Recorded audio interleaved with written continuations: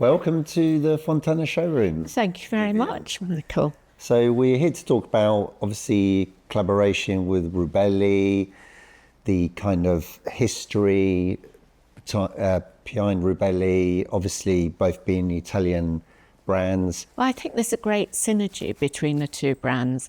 You know, Fontana, I've only been to the showroom once before, but absolutely love the kitchens. I've been telling everybody that will listen to go and have a look at them. And with the same thing, you know, Rubelli, they're both real luxury brands. And the most important thing is the artistry, the craftsmanship. And, you know, we're neighbours as well. Exactly, yes. I mean, obviously 18th century Venice, from where you started, obviously evolved into more kind of technology and modern contemporary design, which obviously is what we love to do as well. So for us, we think the collaboration by bringing the fabrics into our designs makes it just slightly more special. Well, I'm hoping that we can perhaps work on some projects together, you know, where we're doing a whole house. We do all the fabric, you do what you do so well. Yes. And we've got Rubelli base a lot of their designs on their archives, which date back to the 15th century. It was actually the father that started. It's now a foundation. And, you know, we have documents that these particular handwovens are based on that do date back to the 15th, 16th century. And it's been used for inspiration.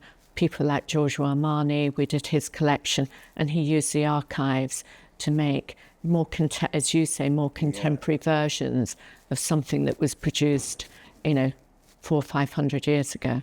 Yeah, amazing. So a lot of our clients kind of,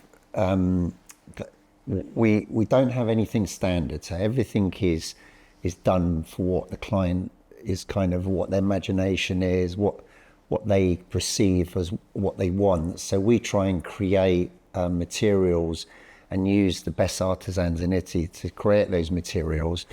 So some of our projects are very unique. And do you work with designers on that? We do work with designers, yeah. Interior designers and architects are very important in this industry with us. To pull it all together, rather than a client just saying, having an idea, but trying to put it into reality can prove difficult. We try and understand how they live, whether they love to cook, because some do, some don't. Some don't want anyone near their kitchen. Yeah, they just want it to you know, pristine and never use it. But it's beautiful to incorporate soft furnishing, fabrics, and sometimes even wallpapers to bring everything together. So tell us about some of the projects you're working on. We are working with Belmond at the moment. We're doing bespoke fabrics for their trains, which is a really nice concept at the moment. We had a little bit of trouble initially getting all the regulations because obviously they're more intense than, say, a hotel on the fire regs. But now, we've done all their trains, and hopefully the ones in the future we're going to be working on those as well. We work with the designer. They often just have they'll just do a drawing, and then we'll do a digital layout of it, and then we go to strike-offs. So it makes it more interesting when you're doing something like that. And we also do a lot of hotels in different parts of the world. Again, fire regs are quite important. Yeah, especially you probably don't have that with kitchen. It is more difficult in the UK. We have the same problem because obviously sometimes we use kind of upholstered banquettes incorporated in our islands, and you know, sometimes the fabrics we want to use we're not allowed to because even with an interliner. Yeah. It is. We're quite good on the regs, so we can help you on that. Good to know. Because it is a minefield out there. Yeah. You know, between planes, trains, automobiles. I guess it's the same as yachts. stringent ruling on what. Do you ever do any yachts? Do they? We have done yachts, yeah. Yes, we have, yeah. Yeah, because it's nice work. Yeah, because funny enough, Italians make the best yachts in the world. I don't know if you know that. They do. The Italians make everything the best. We'll establish that. Yeah. That is absolutely true. Yeah, so no, it's a very enjoyable project. Yeah, we like working on yachts because, you know, we've got all the certification. So we used to do lamps and things for yachts as well, but they have to be screwed down. But yeah, because usually budget isn't a problem, and everybody likes to work where there isn't much of a constraint on budget. I think the one we worked on was about 27 million, and that's not even an expensive one, is it? Yeah, no, because I think they say $1 million a metre you can usually spend. Yeah. It's quite a lot. I think Bill Gates is the latest big. I've seen that. Yeah. I saw that in Barbados, actually. It was moored in Barbados, yeah. Everyone was sort of taking pictures of it, and so we went over and had a look at it, and then found out it was Bill Gates's.